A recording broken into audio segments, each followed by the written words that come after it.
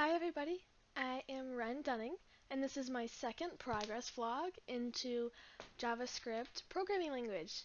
So in the first vlog, I went over projects that I had worked on utilizing intro to JavaScript, and I had projects such as just experimenting with variables, a Kelvin converter, and a dog-ear converter. But I've now moved on to conditionals. So that's what I'm going to be going over today in this second vlog.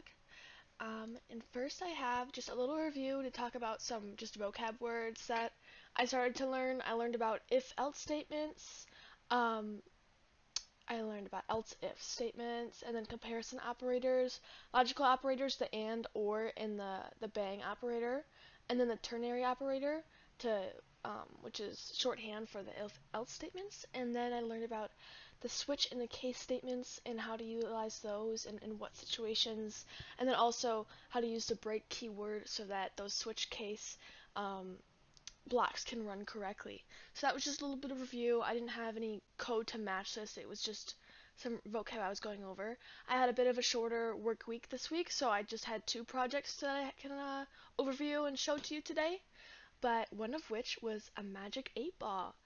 So I started up here for a little username code, and I set username as a variable equal to an empty string.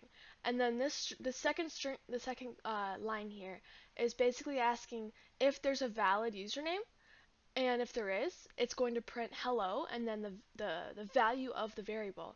And if there is no valid value of the username variable, it's going to log just hello.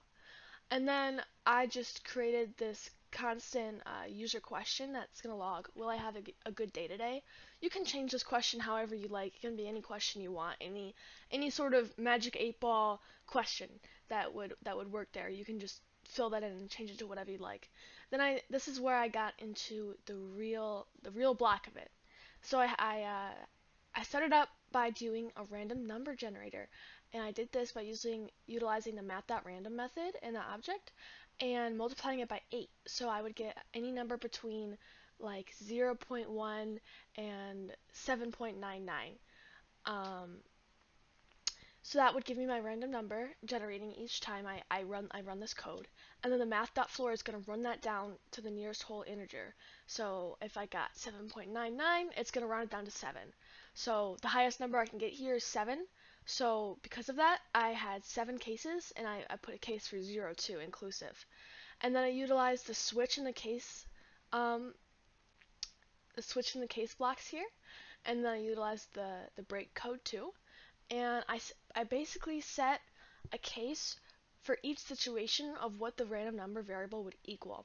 So it's asking if this variable is set to the value 0, then you're going to print this.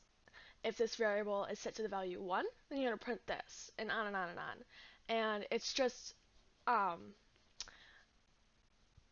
very complicated way of just having a number generator and then an attachment to each number that it would print. So we're going to run this. Since username is empty, we're going to just see hello. We're not going to see an actual username value there because username was empty. It's going to ask, will I have a good day today? And then I got reply hazy try again, which was a result of getting 2 as a result from my random number generator.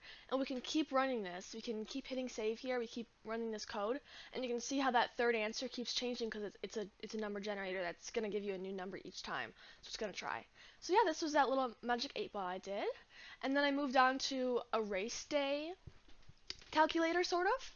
And so this is going to calculate how old a race member is, so whether they're adult or a youth, and then it's going to calculate whether they registered early or they registered late. And you can see on the left here that an adult that registered early would run at 9:30, an adult that registered late would run at 11, and then any youth at all, no matter what they registered as, would run at 12:30.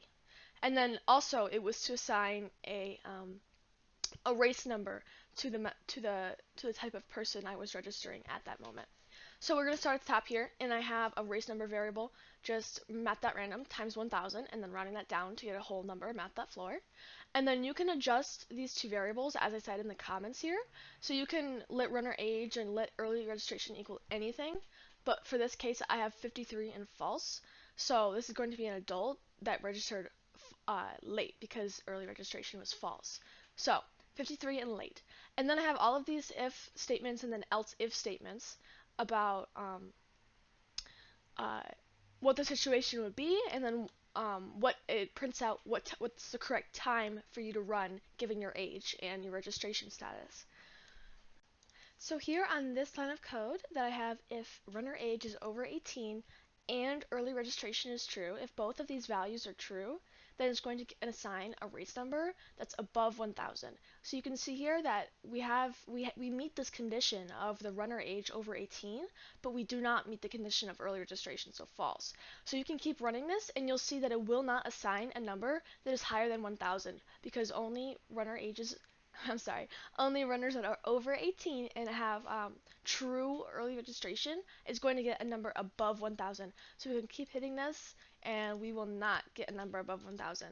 We can run it as many times as we want. We won't get a number above 1000. And we can change this so we can show that it works correctly. So we should get a number above 1000 here now that we meet both conditions of the runner age over 18 and early registration is true.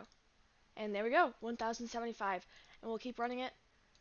All of those numbers above 1000. Alrighty, let's move on. And then these are the statements to assign the time that you run. So if these two situations are true, if the person is older than 18 and they early registered, it's going to print your race number is, and then insert that number, and it's going to give you that above 1000 number because you're over 18 and you early registered, and it's going to say you will run at 9:30 because of this little tidbit over here that we had. Else, like if this isn't true, then we're gonna check these codes for their conditions and see if these fit our situation better. So if this doesn't work, let's try this instead. So if the runner age is over 18, but they did not register early because we have this bang operator right here. That exclamation point reverses the value of the variable. So any boolean assigned to this variable, so this we have assigned to true, it's going to make it the opposite. So the bang operator makes it false. So if the runner is over 18 and they did not early register, it's going to print your race number is so and so. It's going to be that number under 1000, and it's going to say you will run at 11 a.m. because of our information over here. Adult registered late runs at 11 a.m. Else, if the runner is over 18, oh, I'm sorry. If the runner is under 18, if 18 is greater than the runner's age, it's going to print regardless of early registration. We don't even need to ask that because all youth runs at 12:30 p.m. So we're just going to automatically say your race number is so and so, and that's going to be under 1000, and then it's going to say you will run at 12:30 p.m. because we don't even need to ask about the early registration and if that's true. And then I could have used greater than or equal to here, but the program specifically wanted me to separate these two and have the greater than up here and then have a separate else if statement including the equals to. So these are just if the runner's equal to 18 and they early registered, they're going to run at 9:30 and that number is going to be above 1000. And if they equal 18 and they did not register early, they're going to get that under 1000 number and you will run at 11 a.m. So we can test all certain different cases of the situation. So we'll start off with the youth. So 15, they should run at 12:30 regardless of the registration. So I'll show you the registration as true and false. So we're 15 and we early registered, and it's going to say 12:30 and you get that number under 1000. And if we change this to false, still under 1000 and you still run at 12:30. So that's working a-okay just as we expected. So then we can change this to equals to 18. And there we go, under 1000 because you didn't early register, and you're going to run at 11 a.m. because you registered late.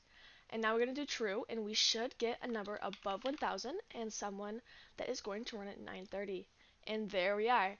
So let's try our final two conditionals. Let's say the person is 50 and they early registered. They should be running at 9:30 and should get that number above 1000. And there we are. In our last conditional to check our accuracy. And there you go.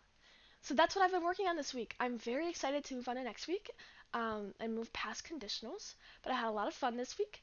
I also have a shorter work week the next coming week, so I'll probably have less projects to show you also. But nonetheless, I'm still excited. So I will be back next Friday with vlog number 3 to give you an update. Thank you for watching, everybody.